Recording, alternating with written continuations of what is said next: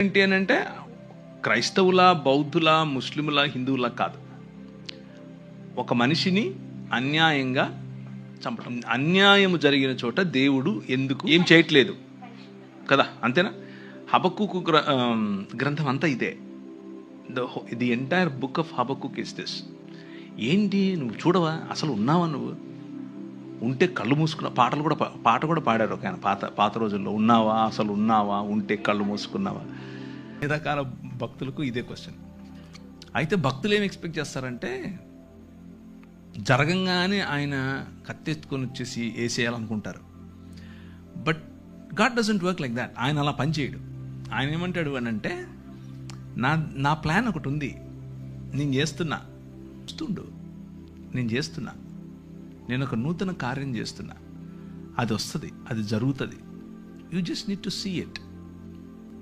భక్తిహీనులు ఇలా అయిపోతే, భక్తిహీనులు అసలు భక్తి లేని వాళ్ళు మాకంటే తక్కువ నీతిపరులు వచ్చి మాకు బుద్ధి చెప్తారా అనేది ఆయన క్వశ్చన్.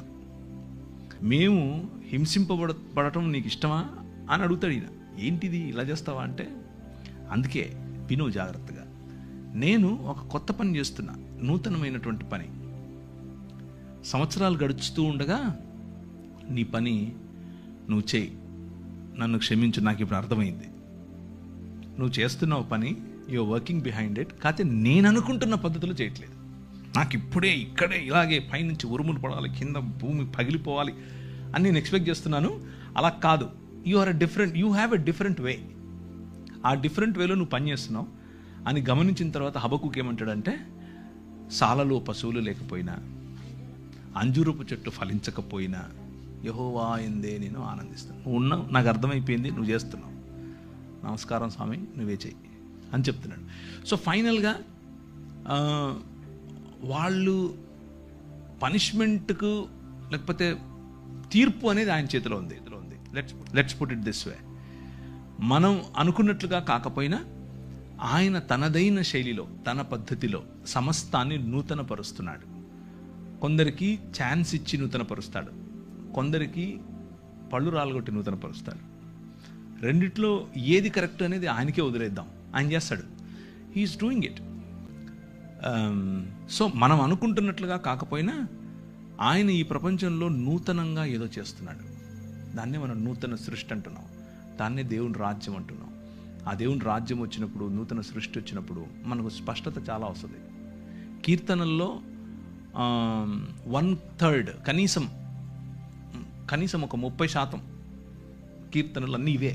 ఏంది ఇలా అయిపోతుంది, రాత్రిపూట తలగడంతా తడిసిపోతుంది, అయినా నువ్వు చూడవా, నువ్వు వినవా, నువ్వు కలుగు చేసుకోవా అనేవే కీర్తనలు. So the book of Bible is full of emotion from humans. మనుషుల నుంచి ఇమోషన్ ఎక్కువ ఉంటుంది దేవుని వైపు. దేవునితో కొట్లాడటం, దేవునితో అలగటం, దేవునితో స్ట్రగుల్. ఇది మతం ఏమనుకుంటుందంటే, ఎంత గర్వం రా నీకు, దేవుణ్ణి, ఆయన నాయన, హీస్ అవర్ డాడ్, నాయన, ఆయనకి ఇష్టం. అండ్ ఒకవేళ కూర్చున్న మీలో ఎవరైనా సరే, if you have this question, అని దేవునితో నేను ఇలా చేయొచ్చా? Yes, you can.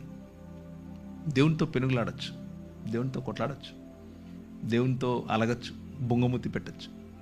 He understands it, he comes to you. మీరు అలగటాన్ని, మీరు కోప్పడటాన్ని ఆయన అర్థం చేసుకుని నాకు ఒక పద్ధతి ఉంది, ఆ పద్ధతిలో నేను చేస్తున్నాను అన్న కమ్యూనికేషన్ మనకి ఇస్తాడు. And it is your right, because మీ హక్కు అది, ఎందుకంటే మీరు ఆయన పిల్లలు, రైట్?